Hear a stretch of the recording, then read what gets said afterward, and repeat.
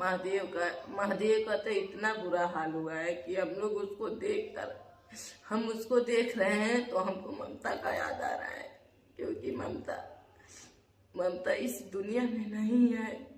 कैसे हम लोग उसको भूल पाएंगे? बताइए। हम लोग तो वो है, लेकिन तो महादेव के ऊपर क्या बीत रहा है वो तो वही जानेंगे, क्योंकि इतना ज्यादा वो लोग करीब हो गए थे, इतना ज्यादा, और एक दूसरे को पाकर दोनों लोग इतना खुश थे। तो मुझे तो लगता है इसके पीछे बहुत बड़ा राज है, बहुत बड़ा षड्यंत्र है दोस्तों। मेरा तो एकदम दिमाग ठनक रहा है। मैं तो इंतजार कर रही हूँ सबूत का, जो सबूत आने वाला है मेरे पास। क्योंकि आज से 6 महीने पहले ममता की जो भाभी थी उसका डेथ हुआ था। कैसे हुआ था? करंट लगने से।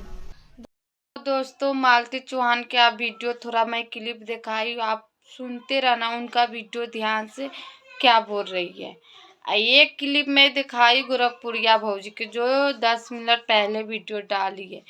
तो मैं इनके बात पर विश्वास करूँ कि इनके बात पर विश्वास, कि दोनों हमें लग रहे व्यूज के लिए गोल गोल घुमा रहे।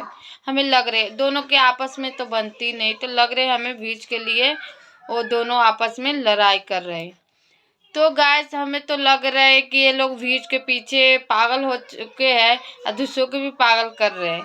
तो सही तुम जवाब दो, और हम लोग आपको साथ दे रही हूँ। नहीं दूंगी तब तो हम लोग को दोषी मान सकते आप लोग।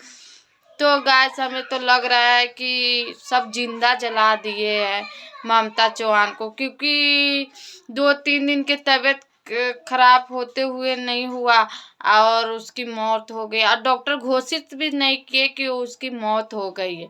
ये सबूत आ रहे, जो गोरखपुरिया बहू जी सबूत ला रहे। तो हमें लग रहा है कि ये लोग गोल गोल हम लोग के घुमा रहे हैं।